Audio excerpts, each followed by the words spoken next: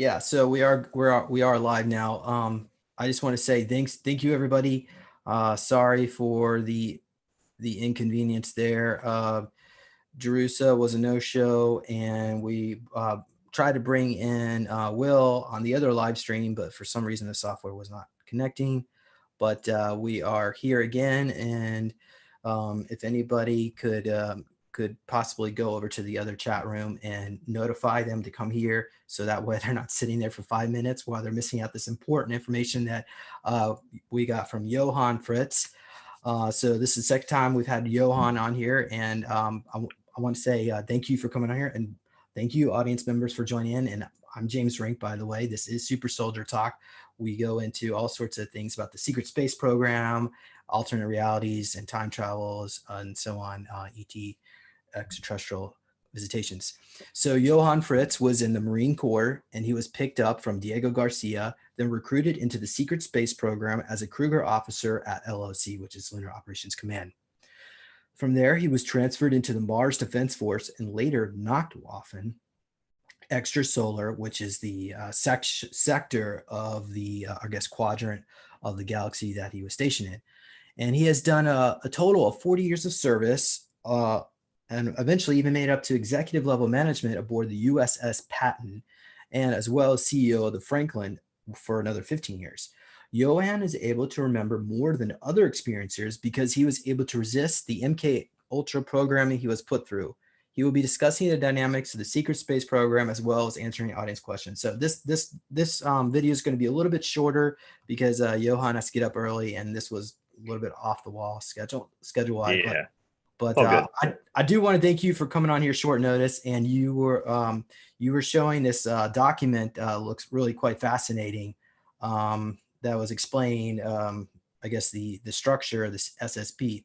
So would you like to start with that, I suppose? I guess first off, what I would like to describe is we were talking about the moon and how all of that stuff sort of operates in general, right? And the first part of it is you have a corporate structure that runs every planet, every planetoid, every known sector. For example, in our solar system, we have a corporation that runs the Earth, a corporation that runs the moon, a corporation that runs the belt, meaning the asteroid belt, Jupiter, Saturn. They all have their different corporations because there are different groups that are in charge of figuring out how to monetize or get trade out of those particular planets or areas. All of these guys fall under what's called ICC, the Interplanetary Corporate Conglomerate, as CG would call that. And essentially, the picture I was showing was this was the original. I guess I can still do that, right? Yeah. No, not yet. Sorry, this is my. Oh, okay. Actually, yeah, we're still on the same call. Go ahead, go for it. All right, good. Yeah. So this was originally, this particular diagram is taken out of what we would call today Solar Warden. It was the lead up to SDI, and essentially the way this particular program was run was that they had to have people build up the backbone first off of the secret space program, meaning you had to have bases in order to bring people up there to different planetoids, different planets, different asteroids. These corporations listed on this document were some of the baseline companies where they brought executives, management, and operations people in to do that exact work. They developed technology, they developed ships, they developed base diagrams. More importantly, they had people come in from like Teledyne who actually did work with not only the rocket engines, but actual mining equipment too, what they call tunnel bore technology to create the actual tunnel boring mechanisms they used in some of the underground bases. Now, keeping this in mind, if you were to go on the moon and step into the room where these, and I think James and I kind of were joking around about the ICC and what it actually looks like in the meeting room. Essentially, you have this ellipse-looking table with 9 people sitting around it. 7 of these individuals are what we would call like basically heads of their own programs, and they all come together with the ICC and what's called JDFC. JDFC is the Joint Defense Command Forces, Joint Defense Forces Command. Sorry, my brain kind of jarred there. And those two groups essentially have jurisdiction when it comes to bases ICC and JDFC. But these other 7 programs have to come to the table, let them know what they're doing, how they're monetizing stuff, where they're getting trade from. If they need, for example, base support, you would see a particular program manager notify the ICC during one of these meetings that, hey, we need your ships to stop at this certain base location that we have because we're not getting refresh supplies there. This is where that meeting would happen. Now, you have to understand that these 9 individuals are kind of like mafia dons. That'd be a great way to describe them. Not that they're bad people, but when they come into this room, they're coming in this room, and there is a bit of tension between all of them because they're all vying for the same supplies, the same resources, in some cases, the same personnel. And you'll see, this is why you see many experiencers talk about this idea that they've been reused through multiple programs, through multiple sections of time, because what's happening is these individuals are actually being lent out from, for example, from one program to another program. And then, for example, it might be lent from that program to the next program. And this is where you have, like with me, I got lent out among 3 different main programs, and then a 4th final program, which is where I got retired out of, like left the programs.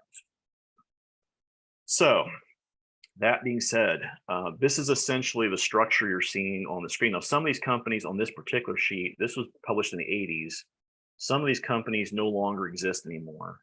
McDonnell Douglas got gobbled up by, I believe it was Northrop Grumman. You had Martin Marietta get gobbled up by Lockheed, and so on and so forth. But what this essentially shows you is the foundation for how the ICC essentially got formed. So that's the main group that kind of got everything kind of kicked off on the moon. Now, once they took over operations, the second thing that happened, one of the people they brought in and finally brought into the fold was the original people running groups like Nakwafen, who originally did not want to be under control of any of Earth's forces. Essentially, what they told them was, they said, you have a choice. Either you can continue operating your bases the way you want, or if you come under us, we will give you the option of allowing your people to be integrated back into the SSPs, and you'll be allowed to transfer into other programs. You'll be given clearance to do more work, so on and so forth. And you'll have your supplies refreshed on a more regular basis. All we request is that you give us access to the stuff you've been researching, any technology you may have developed, and give us the ability to copy blueprints. What that did was, is because Nakwafen had already been working with Vril and other groups, they essentially had this whole plethora of technology already kind of pent up that they were sitting on top of, and they didn't have the resources to build it. And these corporations we showed in this picture essentially looked at these diagrams and said, this is some really cool stuff. Let's try to build some of this stuff. And they actually put program managers to work on it. And this is where ships like the Helen Coiter and LeMay and some of these ships that you hear, again, CG and others talking about, that's where they came from. They essentially were designed under some of these same program designs, later modified by groups like Martin Marietta, Lockheed Martin, Northrop Grumman, and others to make them more continually upgradable, was the phrase I used to hear a lot in the programs. And for anyone who works aboard a ship or anyone who works in a technology area, the ability to continually upgrade and revamp stuff becomes very important. Usually plug and play modules of some kind, right? Your radio equipment, your telemetry equipment, all of your weaponry, all that stuff can be modularly updated over time. So now, in my case, we're going to go over the ice. Do you want to go over the moon stuff first? What goes on the moon? Well, yeah. I think we just continue on this conversation is actually quite fascinating. But I was wondering, could you mentioned that they were trying to bring Nakwafen under some umbrella organization or something else? Yes. What was that? That happened. JDFC? That happened. It actually, yeah, it happened under JDFC, and from what I understand, the Nakwafen was eventually, most of it, we're talking most of Nakwafen, not all of it. For example, Ceres, where you see Mr. Rodriguez, where he went, they were technically not under ICC control. They were a freelance, they would call them a freelance location. But the vast majority of Nakwafen eventually rolled underneath of ICC and JDFC because it became more monetarily easy to manage them. and they were getting regularly supplied. I mean, you think about some of these bases that got built out on Mars and elsewhere, they hadn't gotten regular refresh of supplies in a while. They were running very, very lean. And when ICC came in, all of a sudden now they're getting regular food, regular water. They're getting air circulators and scrubbers refreshed on a regular basis. The air didn't smell so thin. They're getting decent food. So that sort of stuff was very enticing for people. And the other thing that I would mention too is that we also at that point, and this would have been like in the early to mid 80s is when Knockwaffen got rolled underneath of ICC. We also saw the scope of the German expanse out of the solar system. So we knew at that point that we had what we call at that point, it wasn't a ninth planet, we call it a 10th planetoid. And we also knew we also had this called Planet 10 now, right? That's what a lot of scientists, or Planet 9, I guess, they exclude Pluto. There's a lot of discussion. We know for a fact on that base, the Germans already set up a monitoring, forward observation and listening post and a ship base there. Maki Maki, which a lot of people have talked about in the Kuiper Belt, also has it's a refueling and repositioning base that's used by Knockwaffen a lot. And there's other objects within the Kuiper Belt that they basically started mining and using as essentially as resources.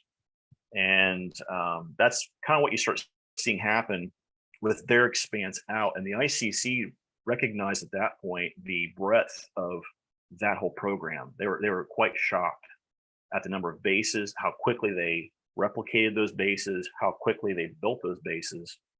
And a lot of that had to do with the fact that the Germans brought their own slave labor, they brought their own equipment, and everything was brought in a very like mechanical kind of fashion. We knew we needed a base, so we used equipment, and boom, there's a base.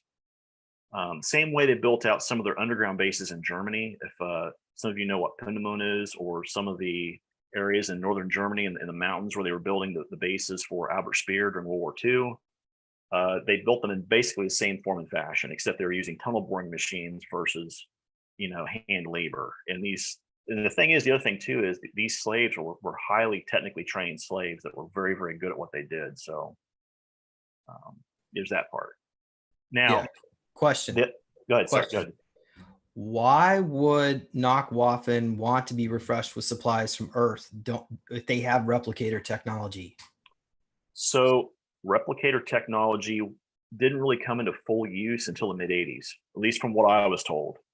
The other thing is that they also wanted holodoc technology. They wanted to make an exchange because they wanted the ability to build people back up after they were either damaged in combat or after they took a serious injury. So at that point, there was an exchange made. They said, if you come back in the fold, we'll also give you holodoc regen tank technology for use on your ships and your colonies if you're willing to accept ICC oversight. And like I said, most bases were like okay with that because that gave them a guaranteed way to keep their people alive, regardless of whatever it is they may be running into. And when you're out in the middle of vast space, having the ability to have medical work done on you becomes extremely enticing, right? So I know that you and I both have been in certain super soldier programs, and those, when you're in a combat scenario, the idea of lingering with a wound for a while is not a very happy thought. So, next question. What is the annual quota of humans from planet Earth that are brought into the secret space program? If you happen to know it, that is. When it started in the mid 80s, I believe it was somewhere around a three-quarter of a million, and now we're up to about 1 million people abducted every year, planet wide. That's a lot of people, and essentially the way I'm told that they do it is not all these people leave Earth. So what they do is they'll take them to the moon and then return them back into their lives.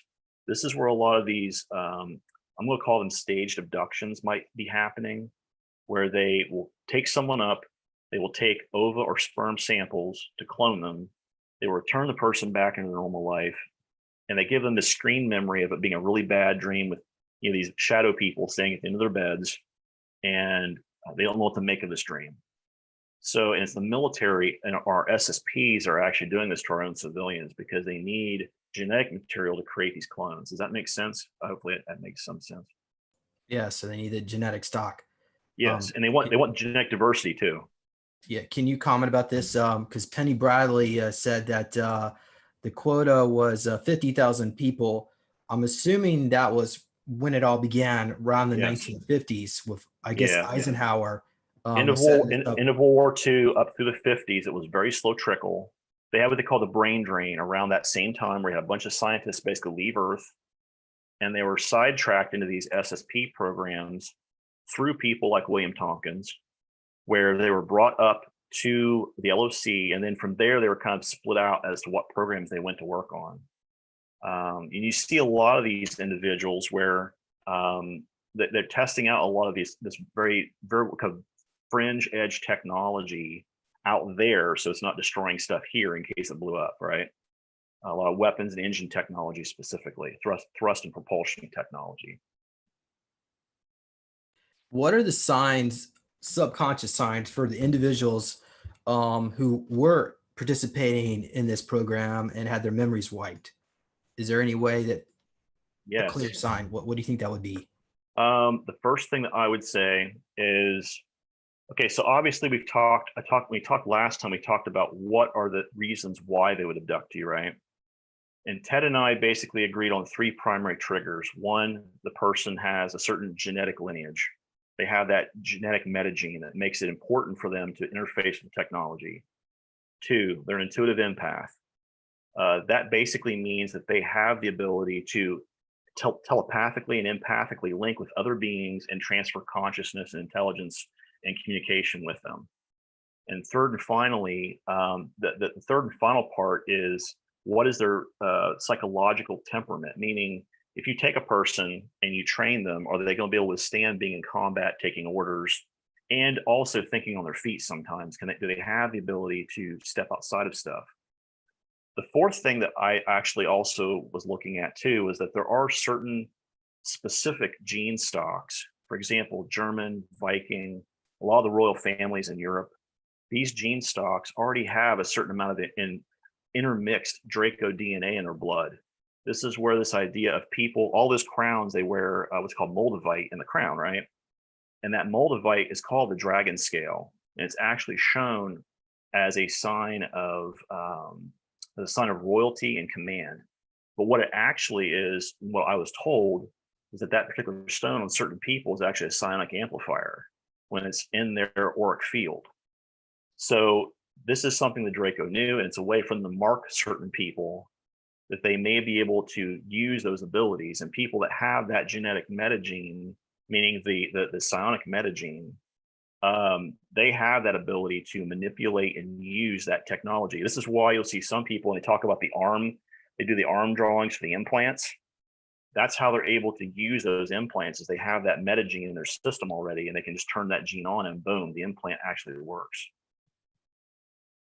That's fascinating. Can you comment about what percentage of these abductees are used as slaves now in the Well, present era? what I would say today is that that number has been steadily going down. And what I also know from what I've been told from other folks, and what I know from my memory, is that planets, we actually started moving out those slave operations out of our solar system to extrasolar locations, specifically planets like 70 Virgus B and other locations, because that's outside the solar system. And if there was disclosure, they could basically say, oh, well, we don't have that going on in our solar system right now, blah, blah, blah. But 70 Burgess B is a huge cloning facility. They clone every species in the man and exchange them there. And we have a lot of agreements via the ICC to do that. We have our merchant marine vessels that come there, and all they do is load up cattle cars and take these species to other species and basically sell them, trade them, exchange them. Now, you asked about a number. I would say probably out of that 1 million number, you're probably looking at less than 0.01%. So maybe 10 to 20,000 people are being used as slaves, probably in the current era. The reason why that number has went down is because when they started using Orion's cube technology, some of you guys know what that is. They crack open the skull to see the skull, the spirit and the soul, to look at the actual soul development of this being, and can this being withstand being put in an environment like being around a Draco or another species, right? And what ends up happening is if that particular soul shows a high degree of what they call divergence, meaning it actually will cause timeline issues or ripples, they won't abduct them. They won't leave them out of the timeline. They'll take a sample of them and then clone them for later use. If that individual shows very little ripple, then they can actually take them out of the timeline and use them elsewhere. And that's usually what the filter is between someone who is kept in timeline and someone who's moved and used in the programs for long periods of time. Does that make sense? I hope. Yeah, I'm following you as best as I can on that one. I think some audience members that may have been over them, but you know what?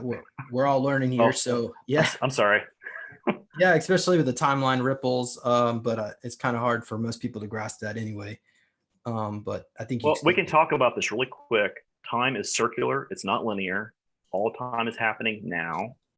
And for humans, that's very confusing because we're used to this idea of linear time that occurs in a timeline. Now, here's the thing. If you create a change at point A early in the timeline, point B later in that timeline will fluctuate and change, which is what we call a timeline foldback. And again, CG talked about this when he's talking on Gaiam about these corrections that have happened in different segments of time in the Mandela effect, right? We see this happening where the timeline folds back on itself and it corrects because earlier events have happened. And the phrase they actually use in the program set is called what's called temporal operations, where they actually will send in one or two people to do a particular job, and then they bring them back through a looking glass jump pad back into our timeline. And the whole idea is that they're in there for 5 minutes and they come back trying to create the minimal amount of ripple possible within the current timeline or the current time as we see it circularly speaking, right? Hopefully that didn't confuse too many people. And that's what they're doing. These 20-year and backs. Yes, that's exactly Minimal what they're doing. timeline ripples. Okay. All right. And so if you were involved in this and you wanted to get your memories back, do you have any advice for these individuals? So the two things I've typically submitted to people in terms of what would be advice from me, I work as a counselor, and what I would tell people is the first thing you want to look up is someone who is metaphysical in terms of their spiritual belief set, and they either do what's called PHR, post-hypnotic regression, or what they call QHHT, quantum healing hypnosis therapy. Those two particular branches of hypnosis are highly usable when trying to help people gain back what they call trauma memory. Now, this is great for people if they've suffered, for example, if you had like spousal abuse, right? Or if you had abuse as a kid where you have certain memory areas in your mind that are blocked because of said trauma. Well, guess what? It also works for stuff for people in the programs. Now, for those of us that have been in the programs, you have to take care. If you think you've been in, omega level programming is extremely critical to know in your mind when you're talking to your therapist. Say, look, I may have been in something like this with the government. If you hear this come up, make sure that you diffuse whatever that is, because you have to make sure that you're not putting this person in a situation when that containment gets violated, that they're not trying to suicide themselves. And that's what omega programming is essentially. It causes that person to start having these repeated suicidal thoughts to do something to themselves all the time. Thank you for sharing that. All right. So I guess you can go ahead and continue on your discussion here with the, did you want to go into LOC now? Sure. So I actually was stationed at the LOC off and on for a little bit when I was with Kruger. We also did training and missions on Mars as well. For those people who don't know, Mars is kind of like the SSP boot camp. If you're going to go into a combat arms area of the SSPs, you go to Mars at some point. Because what they try to do is they try to get you indoctrinated in your own program first. They take you to Mars, and that's where they give you all your weapons training, all your suit training, all your armor training. If you're doing what they call jump pod insertion, which is like an orbital pod insertion, they'll have you do orbital insertions there from Deimos. And they have a lot of other things they do there. They're specifically tailored to the programs and how they run those programs. But the idea is that for me, I went to Kruger first. When When I got brought into the programs, they put me through MK Ultra. I already been through parts of it as a kid. They activated it on the moon, and basically I was brought into this room. I was given what was called a hollow visor update, which they put this thing on your, they give you a, let me back up for a second. They give you a drug, which essentially puts you in a hypnagogic state. They put these visors on you and they start doing what they call uploads, which is essentially, they start by using a differential pattern on the eyes, one video in one eye, one video in the other, and then it actually starts uploading information to the brain. And that's why they train you. They actually upload the information directly into your cranium that way. For me, after I went through a period of that, we had to test every 72 hours whether the training took. They would do what's called a full recall test. They would take you out to this room and they would give you a weapon, and you had to actually act using the weapon on a target. I passed all those tests. And then I got selected to go into what's called the Kruger Mercenary Corps, which, as you mentioned in the previous intro, Kruger's actually a German group. And interestingly enough, the first actual real training we did was in a place called Vemork, Norway, which, if you've ever watched Hunting Hitler with Bob Baer, one of the episodes that he does is actually at the power plant in Vemork where they were producing heavy water. And that plant is actually, to the left of that plant is actually the entranceway down into a Draco basis there. And I know that we've been running operations trying to figure out what they're doing there, but that base was actually used as what they called a further on training program base for Kruger. And interestingly enough, when I got brought back to the moon, that's when they started actually doing, they would do all kinds of programs there. Like we had the one we did what's called a dog and pony show, right? So what they do is they bring a bunch of us Kruger guys and women out into this foyer way right in front of the office, which the office way, by the way, looks like a corporate office on Earth with these big posters of guys in Kruger armor looking all, kind of, gruff and tough. And they would have us standing behind this old purple cordon that went the full way up, and they'd have like 10 of us out there, and they'd bring out all of these what we called heavy hitters, all these big politicians, billionaires, anyone who's involved with either using Kruger for their own resources and needs, or they were paying to actually support Kruger. You see a lot of countries that did this because they wanted these super soldiers to do work for them, if that makes sense to everyone. And what we would do is we'd be standing there in these, I was telling Ted this, that's the first time I ever publicly got groped by a female in the military, was at one of these dog and pony shows. A known female politician, Hillary Clinton, walked up and grabbed me by the junk and said, does their shit work? And basically what she said to my commanding officer, and he's like, yes. And Bill Clinton was sitting right there, and he's talking to another guy staying next to me, and they were like touching our armor, seeing, because we were in 2.0 bodies at this point. So that's the other thing people have to understand. Kruger, you're transferred from your primary biological body, and that essence is transferred over to a clone body where you're essentially trained to use that clone body for the duration of the time you're in Kruger, if that makes sense to people. And sometimes they make multiples of that body in case you get damaged or injured. But the point is that at this point, I'm in a 2.0 body wearing very heavy black, look like composite body armor. And we did quite a few of those dog and pony shows. We also did when we did, like, they called meet and greets.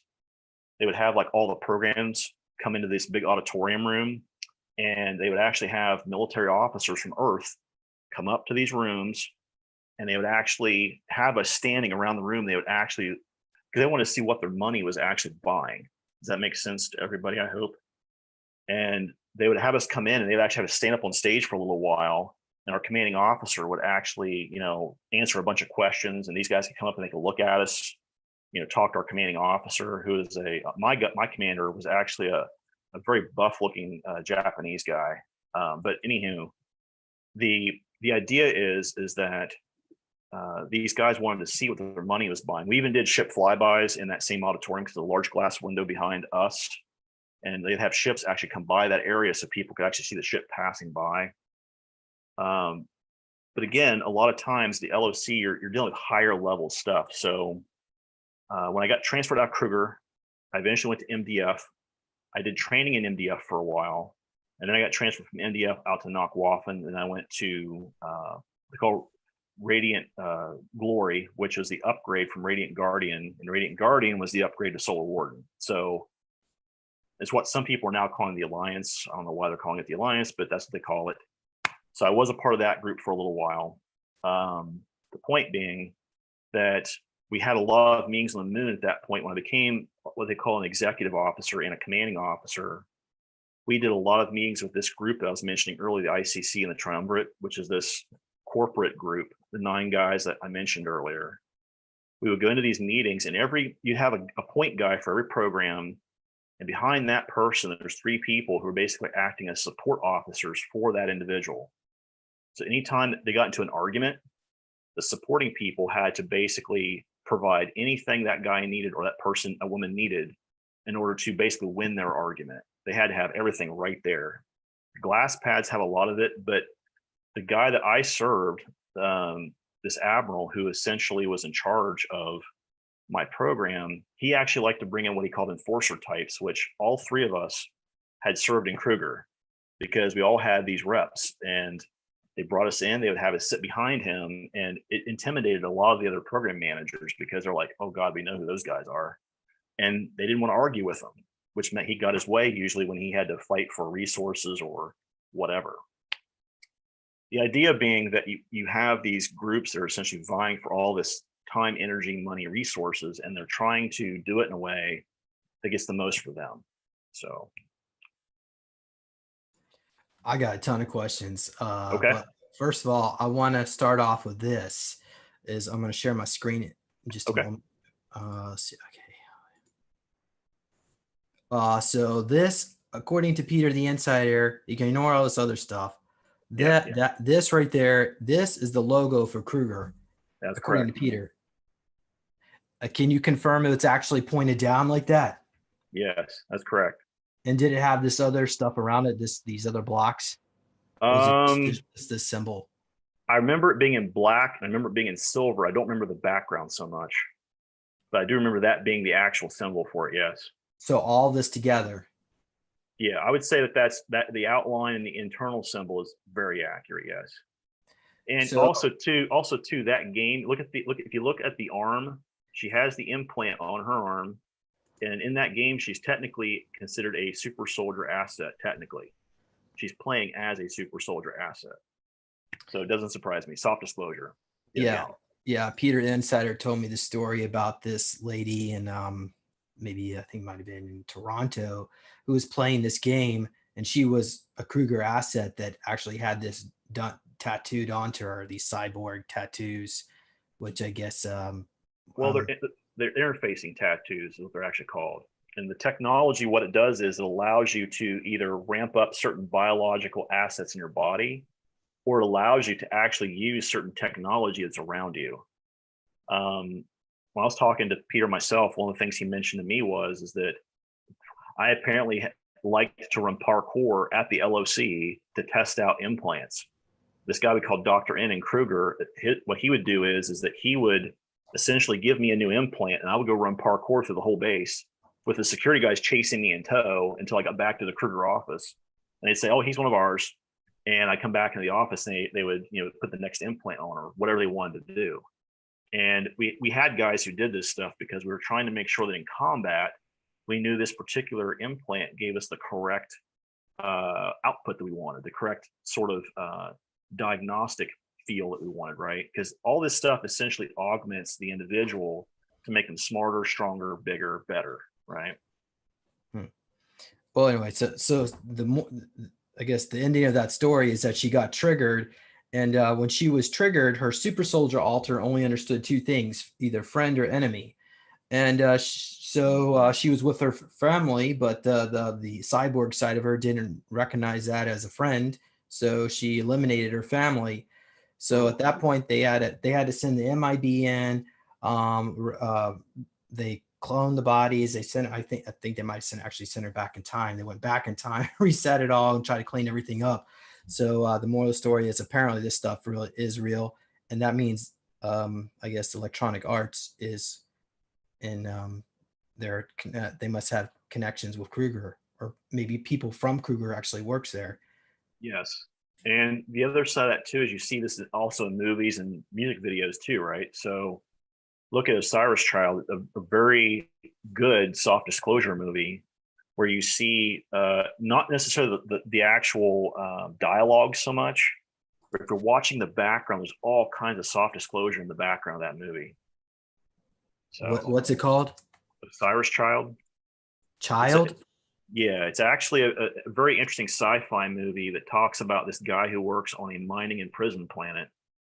And there's a whole bunch of stuff going on in the background. If you watch the technology and what they're doing, it's actually a yeah, that's the movie. There's a whole bunch of stuff going on in that movie. It's what I would call soft disclosure, all kinds of crap in that movie. Huh. But you have to pay attention to it to really get what's actually going on in terms of the technology. The technology is what I'd pay more attention to versus the actual people or the dialogue. Excellent. So let me get back to some of these questions. First question is, did you sign a contract when they brought you? I did, yes. Something else they asked me too, once I got to the LOC, when I signed the contract on Earth, I signed it while I was in boot camp. What they did was they gave me what they called a word. It was a keyword. And that keyword is what allowed me to actually get trained on the moon and then continue into my further training. I had to remember this like mnemonic keyword that was associated with certain things, but go ahead. Interesting. Yeah, I think I might have access to my own keyword. I was wondering what that was. Okay, next question. Glad to help you. Did you know you were in another body when they had you in 2.0? Yes, because I actually had memories of waking up in the other tube, looking over at my sleeping self when they actually put that sleeping self in stasis. They actually moved it into stasis. And I remember stepping out of that tube in a 2.0 body, and essentially the doctor was like having me do all these reflex tests where they would have me do like the hands, the eyes, the jumping, the push-ups, basically a full PT test to see what was going on with my body. Did I feel everything okay? And then they actually put me into armor, and they actually had me run a full armor and weapon test at that point. Because essentially the term they use in that particular program, transfer what they call the essence, which is the part of the conscience that allows you to actually do the mission. And in some cases, they do a full essence transfer, which is the full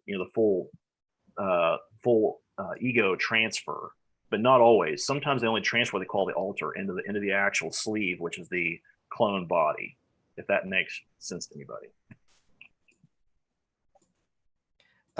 Do they ring you up like this, these clones? I have seen rings like that. Those are used for medical examinations and upgrades, especially when you have a body where they're going to be inserting cybernetics. They will do one of these. They also have a smaller ring. It's about this big around. And that ring is actually used to do what's called a temporal, mental, and physical scan of the body. They can actually sample you that way. And that's how they actually get a synaptic map of you when they're going to return you back into your timeline. Is they use that temporal map to actually regress you back to that point, and then they remap your brain sort of. And this is why you also have failures too, right? So if you have someone who has certain synaptic bridges built up in the brain, the actual temporal mapping software will fail because that temporal mapping link is too strong and they can't remove it or regress it. So this is how recall occurs. You have that little pathway, that one little pathway that has some linkage to that particular memory that pulls up that dream, that memory, that trigger, whatever it happens to be. Yeah. Well, the reason I brought that up is because when I was at LLC, they named me James Ring, Ring, and I was wondering if maybe they gave me the last name Ring because they would ring me up like that and put the cybernetics, the heat-seeking implant in the left eye. So another good movie to look at when you're looking at super soldiers and how they program them and work with them, look at the Winter Soldier used in the Captain America movies put out by Marvel. That is actually a really good rendition of a super soldier programming technique that they renditioned in a movie. Now, again, it's been Hollywoodized, but that is actually a really good version of how they would have done it in terms of the whole mnemonic list the guy had in the red book, where they actually read off the words and the mnemonic characters to get them to mentally entrain to what's being said, and then you slip right into the altar. That's exactly how they used to do it. Now they use 3 flashing green and 1 red light with a certain binaural tone to do it now. Yeah, and Bucky, who's the Winter Soldier, he's the guy that I'm primarily focusing on, because he's the guy that they program all the time. After they recall him from a certain mission, they ask him what his mission status is, and then they basically put him in this thing around his head where they immediately regress him back, and they wipe him, they clean start him again. Hopefully that makes sense to everybody. Okay, so what? It's not the Captain America's. It's No, the it's other. Bucky. Yeah, it's Yeah, Bucky. I guess the antagonist in that movie. Okay, Yep. so all right, okay. Thank you for that. Next question. Um, what did Hillary Clinton use you for? I was never physically used by her, but she quote unquote inspected us, her and her husband, because the U.S. was walking through with some senators who I could name, and they were essentially walking up and looking at every single one of the super soldiers behind this purple cordon. And essentially, what they were looking at was they were giving my commanding officer. It gave him essentially, it said, yes, we're going to be using your guys for work. We need to make sure that certain things stay under wraps, and we want you guys to help us make sure it stays under wraps. Are you willing to take that work on? And of course, our command was like, well, of course, that's what we're here for, mercenary corps. And at that point, we got loaned out to some of these other groups to do cleanup missions, basically. Sometimes the cleanup missions, sometimes it was tracking assets, sometimes it was dealing with people who were trying to what's the word I want to use here? They were trying to exploit or extract information from other assets within the programs who are on Earth. We do have some of those who work within the programs on Earth, and our job was to make sure those assets were secure. So, Thank you. Next question. Which countries wanted to use Kruger? Most of the countries that are now in EU -2, the United States, Canada, Mexico, Japan, China, Russia, and India. Those are the ones I know right off the top of my head. I think Pakistan was kind of in there too, but India was a heavy hitter, so was China. And the reason why is because they had a lot of resources and money they could funnel into a program like Kruger, and they had a lot of stuff to clean up. They wanted to make sure certain things did not get out into the open, as it were. So why does Kruger need money if they have replicator technology? Well, because what would happen is Kruger actually they had what they called planetary funding, quote unquote, if that makes sense to anybody. And that money was essentially used to essentially trade for what they really wanted, which was the technology they needed in the programs. They really didn't spend money per se, but it was kind of like having like a slush fund where you knew you had a certain amount of resources in there, and you can use that to get the actual hardware and technology you need to keep your guys viable in the programs. That's essentially the way our commander always looked at it. It was always like, the more resources we can get our hands on, the more viable our guys will be going forward. And they always were trying to get better weapons, better armor, better protection, better implants, better doctors who could make this stuff. And they were always pulling people out of Earth corporations to do all of that. Was there any discussion about compensating any of the veterans after they returned back to planet Earth? Okay, so the way I'm going to answer that question is this: as far as the programs go, no. I have had conversations with certain political parties here in the United States in the here and now, where after I did a talk with Ted on the Red Pill Cafe, an individual from a certain political camp, a senior advisor, sent me an email and essentially asked me about the top 5 issues that he saw in concerns to the program, because apparently that candidate watched a couple of our videos and believed what we were saying after what he had seen from Guy MTV, from us, from Tony Rodriguez, from you, a whole bunch of people. They've been watching these videos. And essentially the idea was that the 3 big issues they found was, how do we keep Earth secure? How do we compensate veterans who've been in the programs and get their medical and psychological needs taken care of?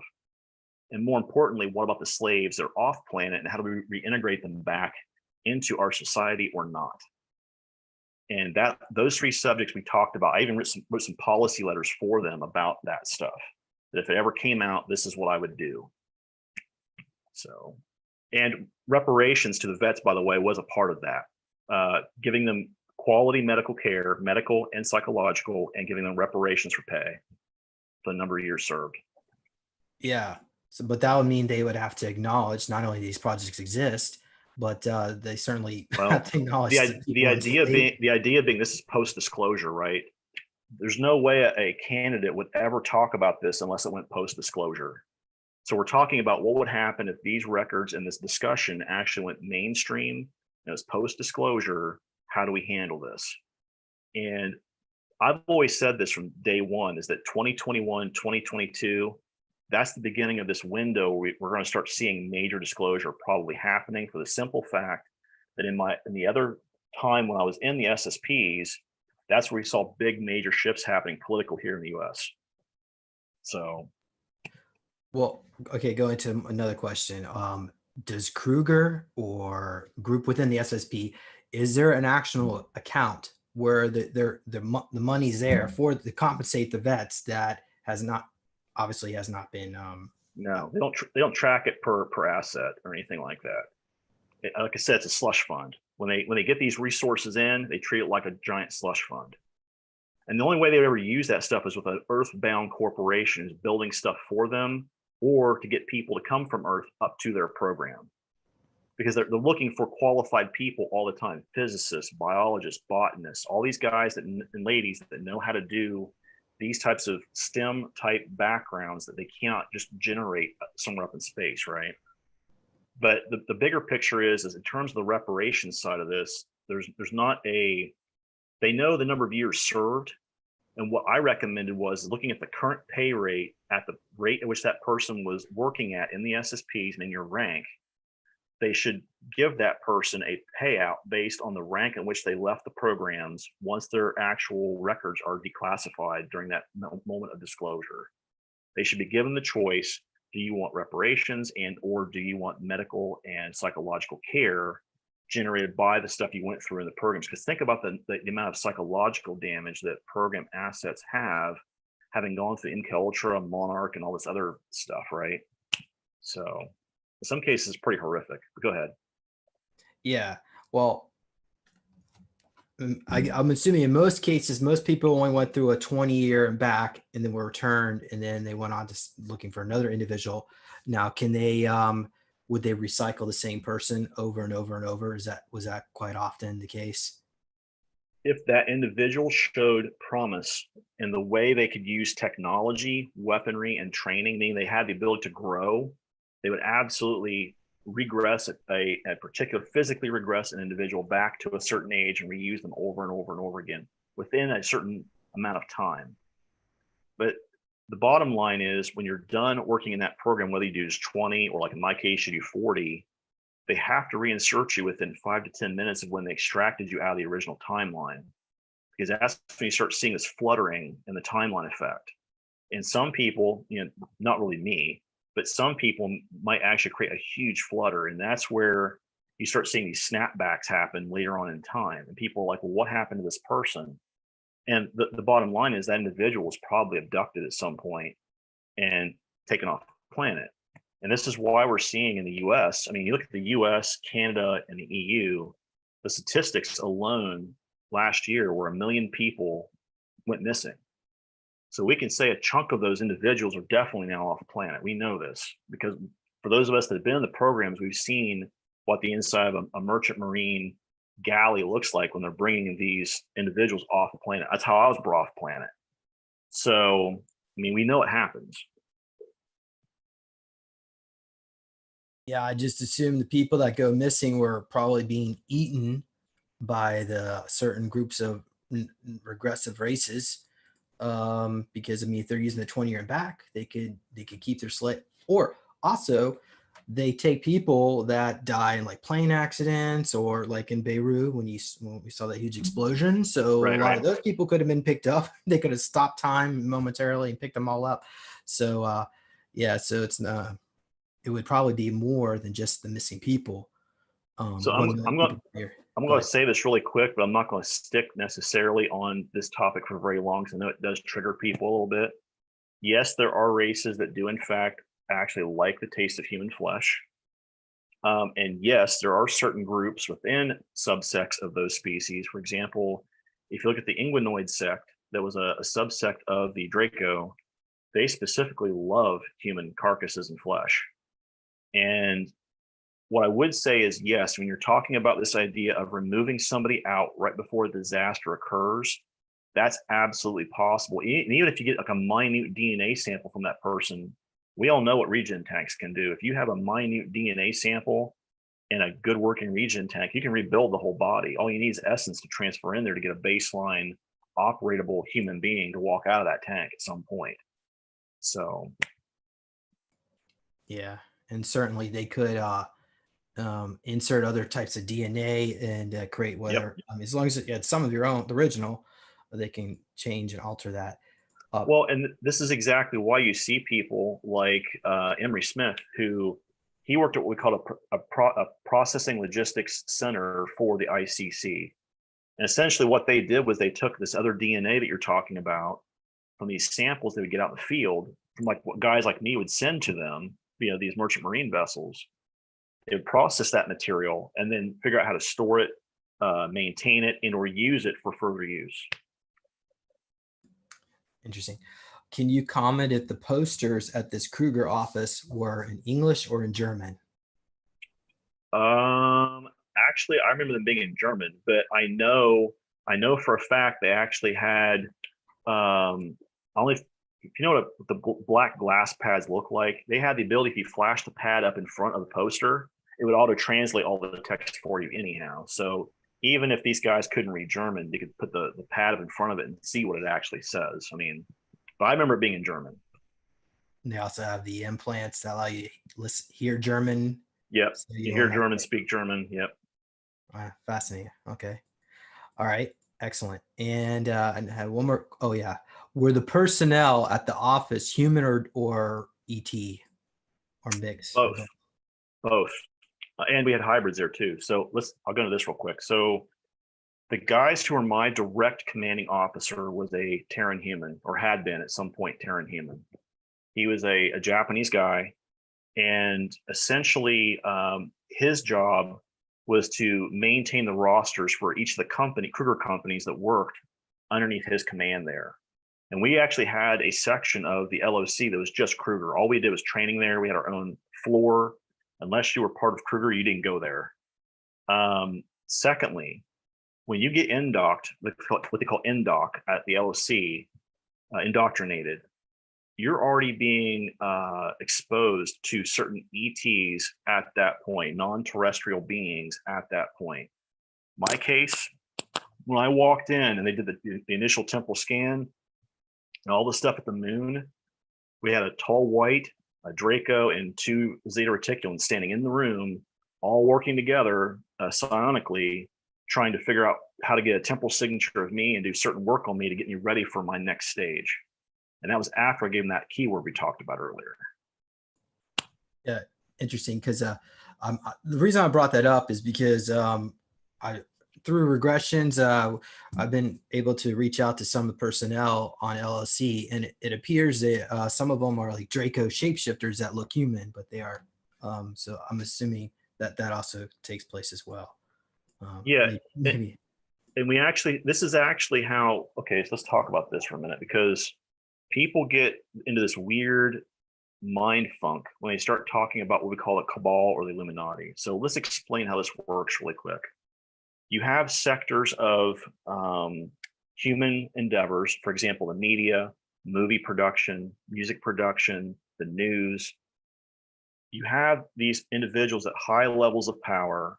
And essentially, what they're doing is they're being talked to by a hybrid, a Draco hybrid that interfaces with them. They may be using holographic technology, maybe not, but in many cases are using their psionic abilities to manipulate these individuals to do a certain agenda. And all of these hybrids are reporting back to what they call a planetary prince, the guy who runs the show. Earth has one. A lot of other planets have them as well. And that's essentially the pyramid structure of how the Cabal or the Illuminati works. You have these hybrids that are essentially doing all the footwork for the prince, and the prince is reporting back to the queen saying, Your Majesty, this is the current state of affairs on the earth. This is how many people we currently have. This is the current state of affairs with our control of these certain groups, so on and so forth. And that's essentially his job, is to make sure those reports happen in a timely manner back to the queen, who, from what I understand, she got recently replaced. But the queen that I remember, she didn't tolerate insubordination or untimeliness very well. So, right. Thank you. We're wrapping up here some of the questions about LLC. okay. We got another one here. How do you cope about what you've been through? I went through a year and a half of counseling and post-hypnotic regression. I went through a lot of something else I didn't talk about earlier, which is also very good, is having people do body work on you, massage. For those of us that have been in the programs, we tend to trap a lot of our triggers and our memories in muscle memory, what we call muscle memory. And having somebody actually work on those areas of the body actually helps release those chemical triggers trapped in the muscle. I did a lot of that too. And what I found was, over time, as I worked with this woman to help me get this stuff kind of worked out of my system, or at least get some portion of recall back, I actually got to the point where, during the recall, by the way, I didn't remember anything. She did not allow me to consciously remember at that time. She allowed it to kind of come back over time. That makes sense to people. Where I started actually seeing it was in the recall notes that she gave me a copy of at one point, and I converted it into electronic notes before I had a flood in my apartment. But not the point. The point is, the electronic notes survived, and that's where I actually started seeing my own words being, sitting right in front of me talking about this stuff, and I was a little shocked. Specifically, the very first memory I had, which was about me actually speaking in German. I've never spoke a lick of German in my life. And here I am speaking full-blown German. She actually had to take the German to a friend of hers who actually taught at WVU. And he actually told her, well, that's a very particular dialect of German that hasn't been spoken since 1942. It comes from one specific area in Germany, and it has not been spoken since then because that town was pretty much wiped off the map because of what happened during World War II and the Allies rolling into Germany. And I was kind of shocked. I was like, what? But here it is in black and white. She actually talked to the guy. She had the side note, everything. So yeah, it was very, very interesting to me. That's some interesting confirmation there. So next question, does a soul have a choice if they die and the SSP wants their essence? No, because if they have, let me rephrase my statement. If you have a body that's in stasis, or you're in your original body, well, the original body is alive somewhere, the essence of that alter or the essence transferred will always rehome back to the original body upon death of the clone, almost in every single instance. And that's what we call this rehoming effect. And this is where people start getting recall. When you talk to people who do shamanic work, I know you've had some folks on here on your show who do shamanic work.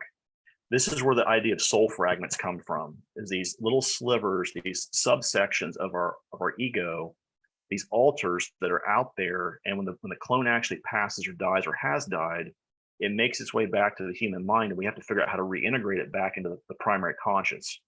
So not only do we know the memories involved in that and the trauma involved, we know how to actually heal that part of who we are.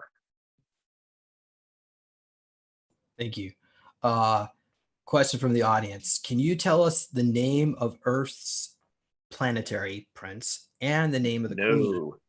No, I'm not speaking those names out loud. No. Sorry. Here's the reason why. Because their particular language has a psionic component to it. When you speak it out loud, you're drawing that energy to you. And the last thing I want is some 13-foot tall Draco white royals showing up in my house. No, no, no, no, no, no. No, thank Well you. said. I agree. Okay, so we'll just wish them the best in whatever Yeah, path they're on. we'll Okay. let them go on their merry way, and we shall continue talking. Yes. Okay. All right. Can you someone it keeps asking about Tanya and her gravity phobia. Do you, did you train somebody by the name of Tanya as a Yes. deal? Her name was actually Tanya LaRue. Actually, this is a kind of an interesting side note. She was actually a genetic clone of a lady by the name of Betty Page, a well-known model back in the 30s. Very beautiful, buxom brunette. And I remember the physical body of the clone, and the individual was actually brought into that physical body. That's her. And essentially, what had happened was Tanya was essentially originally working for a group who was part of the SSP, and she was an intelligence asset gathering information. The first time I ran into her, she was actually talking to the Lyrans, trying to regain or get a copy of this green gas that actually destroys what's called the black goo. It's a black AI nanite virus that comes from a distant solar system about 13.4 billion years from here. And the asset actually had gotten a copy of the gas and was trying to get out, and she got caught. And eventually, the Draco who are running the colony, because the Lyrans don't technically really run the colony, the Royals allow the Draco to do all the security there. The Draco actually took her into custody, and my ship, which was a Black Ops ship, was actually asked to go in and extract her out of this place called Hammerhead Station, which is a supermax security facility the Draco use. And we had to go in and basically bust her out, get the gas, and do a whole bunch of other crap. And it was just really messy. The Draco did not like me after that, but again, they don't like me anyhow. So what do you do? But But okay, can you? so So was her this the gravity original phobia, Betty, the original Betty, or the clone or clone, Tanya? Tanya, the clone, and Okay. they actually cloned that body, and they gave the individual, he actually had been transferred into her body. So there was some, I guess you'd call it, what's the phrase we're looking for here? Sexual dysphoria. He wasn't used to being in a feminine body, probably initially. But the idea is that there were some quirks with some of the clones too. Like in this case, the individual who was Tanya didn't like gravity so well. Certain types of gravity boots. If you've ever been in the programs, you know what gravity boots are, mag boots, because you use them on board ship all the time because the mag plating in the deck actually holds you to the floor and gives you a sense of gravity. Also, too, you use them in combat when you go to zero-G combat too. So, and that's where folks who don't do well with different types of gravity, maybe like Tanya, probably had some issues there, because you could get very quickly disoriented in a zero-G environment or even a heavy G environment. But go ahead. So is that part of the contract with Kruger? That they'll tell you we could put you in a female body, or vice Yes, versa. they can do that. Some of the other programs did that too. You look at MDF; it happened there a few times that I know of. I know it happened in what we call Alliance, which is the last program I was in, and they did it there. A lot of the intelligence assets were all clones because, again, we talk about this rehoming process, right? If you have an asset off planet, even if they kill the asset, that information eventually comes back to the person. All they have to do is extract the info once they regain knowledge that that asset is dead. Once that information comes back to the original body, they can say, okay, now pull up the memory. Whoop, here it is. And they now have all the intelligence that that clone now had. And that's why the Draco don't want to kill an asset, because if they kill them, it immediately rehomes back to the original body. And they know this. So are you suggesting, because I spent 75 years on Mars under the name of Colonel Derek Reinhold. So if so that body is probably still in stasis. Otherwise, the memories would come back to me if they exterminated it. I don't know. So the thing that I would say is that when you're looking at whether a clone is still alive or not, that's where PHR or QHHT comes into play, because what you're actually looking for under either one of those two scenarios, you're looking to see if there's any sort of quantum entanglement memory wise between you and that particular clone asset or body or mind. Meaning that if you're having memories over here in your current mind, your here and now mind of that asset being there, and all of a sudden you're able to interact with the other mind and the other body, that means there's quantum entanglement. That means the body's still alive. And at that point, you either have to have that asset terminate, which can be done remotely, or you have to figure out how to separate quantumly between the two, between your body and the actual asset body, which also can be done too, but takes a lot of work. Thank you. Much appreciated. So the last question I had on my list here was, does Kruger have bases on planet Earth? Yes, yes, they do. Probably. Base 211. Base 211 was the primary one originally.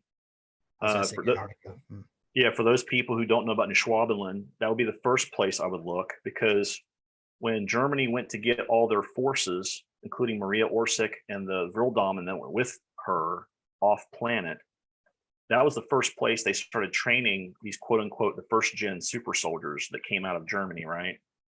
And those soldiers essentially were trained at base 211, which is what we call now the Neuschwabenland German base, right?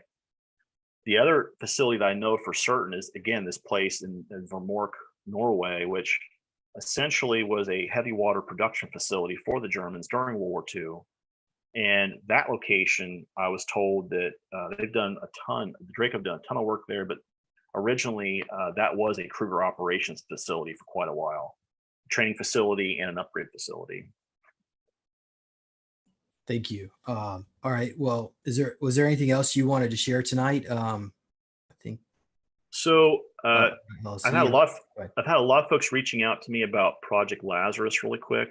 For those, there's some people who don't know what that particular program is. So the way I'm going to explain it is this, because everyone's talking about this idea of the potential fake ET landing, or potentially a real landing, and disclosure, and what happens if one of those three or some combination of those three occurs, right? Specifically in this scenario, let's say NASA or some defense agency detects a large armada or group of objects moving in from far space, extrasolar, into the solar system through the Kuiper belt. At that point, the programs will probably already know what's going on, but they have to have a reactionary plan on how to deal with this. Now, why would something like that happen? Well, I know Penny and others and I have all looked at this short movie video called Raka that's put out by Oat Studios. For those of you who haven't seen it, to me, it's probably the closest that I've seen to a black AI nanite infected Draco they're actually invading a planet under order. That's what that actually looks like. If you want to go watch that video, it's a little startling. It will trigger you, but it is, in my opinion, probably the closest thing I have seen to the way the Draco actually come in and try to squash a species on a planet. Now, not all species are done that way by the Draco, but if you rebelled, for example, let's say we put the Cabal down, right? Everyone talks about putting the Cabal or the Illuminati down. If the Prince was not getting feedback, he would call for backup from the Armada. And this is where you'd see this large group of ships come in and they would do an invasion. They want to immediately put a quash on any sort of military action here on the planet. And that's where the Raka is the outcome of that squashing effect. Scenario 1, right? They win. Scenario 2, exactly. Scenario 2, essentially what you see in scenario 2 would be Project Lazarus. Now, the way Project Lazarus works is essentially, we already know that we have ships and personnel who are in the programs and copies of people out in the programs. What if we actually could reactivate assets back here on Earth? We would tell them to rehome to a certain location physically. And if they gave their authorization to actually continue helping the programs out, we would give them either a new body, upgrade their body, fix their body, and also give them back their memories and training and all that stuff, right? We could regress them back into a 20-year-old body, give them a 2.0 upgrade, give them their memories back, and then put them back in armor and weapons. That actually isn't that hard to do. We already know they have the technology. They're already doing it on the moon. We know this happens. The question is when would they do that? Why would they do that sort of program? Well, if they needed assets on the planet and they did not want to disclose that they have SSP assets in orbit fighting, that would be the perfect excuse to use assets they already have trained down here, like you and I. They would take us, they would get a message via the 911 system that would say, be a certain alphanumeric message. And all of a sudden, for some reason, you and I would get up out of our seats, go get in our cars and drive to some other location. We'd magically show up there. There's already tents set up, a ship's there, and people are doing the upgrades. We'd basically walk in and do the upgrade. We give the authorization for them to upgrade us. And at that point, we're back in the fight. And essentially the way that would work is once we got back in the fight, it would pull up our old records from the programs. People like Peter who have access to those programs would look us up and go, oh, you're so-and-so. Okay, at this point, we need to give this person this rank back. We're going to put them through a reorientation training skill test. And then we're going to put them back in armor and do weapon tests. And then we're going to send them back up to a certain location. And basically, we're helping defend Earth while our actual fleets are out trying to fight off this armada for a while. So in scenario 2, we could win. So it's not that far-fetched that could happen. But the idea is that Project Lazarus essentially was a stopgap measure put in place by many people on the triumvirate to make sure that we had something in place in case somehow they didn't catch this happening out in the Kuiper Belt, or they had enough time to do this before they got close to Earth. All right. Thank you for sharing that. Very fascinating. Okay. Well, thank you very much, Johan, for coming on here tonight at such short notice. Thank you for sharing your insight about Krieger and LLC. And we'll be sure to get you back on here to answer more audience questions. And I did get the last video we did transcribed, so I got all notes of all that for audience members. If you want to check that out as well, you can do that. Go to supersoldiertalk.com. And do you happen to have a website where people can find you? Actually, what I would recommend, I got a little shameless plug here real quick. Go ahead. A friend of mine, Ted Alexander, is running a video forum that we're doing via YouTube. It's called the Red Pill Cafe, Quantum Red Pill Cafe. We've done, I think, 4 or 5 videos now. I've done 4 or 5 with him. And we're actually doing a live call-in and chat August 17th with anybody. I think it's August 17th or August 24th. Let me look here real quick. It is... Is this the channel? Yes, it is. That is it. Yes, it's August 17th. We're going to be doing a live chat with people who want to come in. It's a live Q&A. Any questions that want to be asked, we'll be asking. We'll have some other stuff too. Like we usually start talking about email correspondence because he and I get quite a bit of email through that. Then we'll go into like certain topics we want to talk about, and then we do like a Q&A section. So if you're interested in continuing some of this discussion with Ted or myself, please feel free. You can join us on there, keep an eye on it, and we'll be glad to answer any questions you guys may have. Excellent. Thank you. Be sure to check that out. I'll put the link in for this as well in the video description. Okay. Well, once again, audience members, thank you for, thank you for listening in, and also be sure to subscribe to this channel and check out my website, Neological Tech, support the work I do. And so we'll see you all here next time. Have a good night or good day or wherever you may be. Bye-bye.